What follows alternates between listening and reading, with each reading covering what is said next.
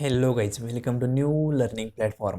Guys, NTA UGC NET हा exam 2 May ते 17 मे या दरम्यान होणार होता. पण काही कोरोनाची परिस्थिती वाढल्यामुळे हा एक्झाम काय झाला, पोस्टपोन झाला. पण हा एक्झाम होणार कधी आता, तर ही संभ्रम म्हणजे याबाबत सर्व विद्यार्थ्यांना काय एक शंका आहे की एक्झाम कधी होणार. तर हा एक्झाम कधी होणार याबाबत मी आजच्या व्हिडिओमध्ये डिस्कशन करणार आहे.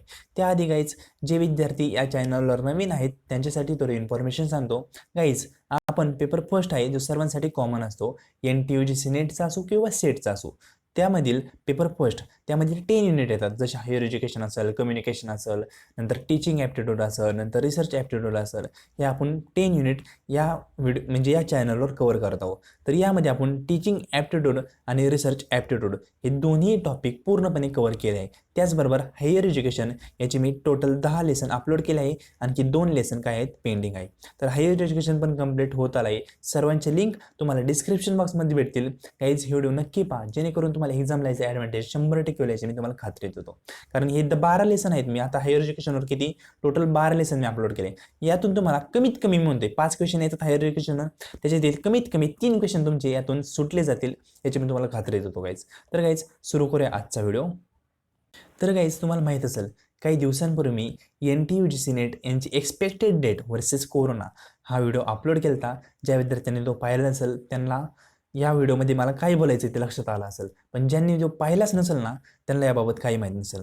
तरी मी सांगतो की यामध्ये मी डिस्कशन केलं होतं की एक्सपेक्टेड डेट पूर्णपणे कशावर डिपेंड आहे, तर कोरोनाच्या परिस्थितीवर डिपेंड आहे. कोरोना वाढतोय का कमी होतोय यावर एक्सपेक्टेड डेट डिपेंड आहे. तर आत्ता सध्या काय कोरोनाची परिस्थिती आहे यावरून मी एक एक्सपेक्टेड डेट काढली आहे, ती आपण डिस्कशन करूया. त्याआधी ते NTA UGC नेटचे जे प्रॉस्पेक्ट होतं त्यामध्ये त्यांनी काय म्हणलं होतं ते आपण पाहूया.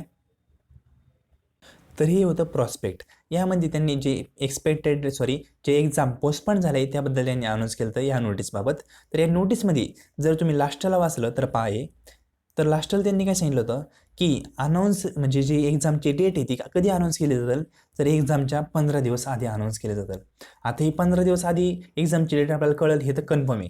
म्हणजे आत्ता तर 15 दिवसांनी एक्झाम नसणार आहे आपल्याला गॅरंटी. आजच्या दिवस धरला तर 15 दिवसांनी एक्झाम नाही आहे हे आपण गृहीत धरू शकतो. पण जर त्यांनी उद्या एखाद्या एक्झामची डेट अनाऊन्स केली तर त्या 15 दिवसांनी एक्झाम असेल हे आपल्याला कळत आहे.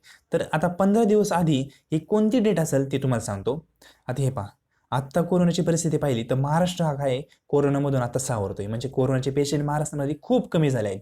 पण आता लॉकडाऊन संपला आहे, पूर्ण संपला आहे, तर कोरोनाचे पेशंट 1, 2, 4, 5 असे वाढत आहेत. म्हणजे जे आपले कोरोनाचे पेशंट काय होत आहेत कमी होत होते ते आता पुन्हा थोडे थोडे वाढायला लागले. आणि आता म्हणतात की तिसरी लाट येणार आहे.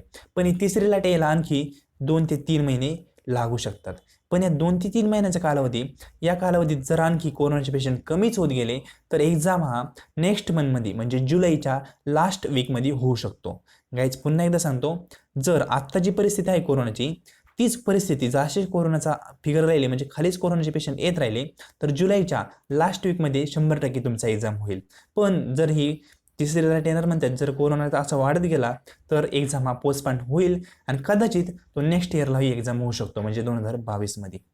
पण कोरोनाचे पेशंट जर आत्ता जी परिस्थिती आहे कमी कमी होत चालेल तसे कमी होत गेले तर मी सांगितल्याप्रमाणे जुलैच्या लास्ट वीकमध्ये एक्झाम 100% होईल.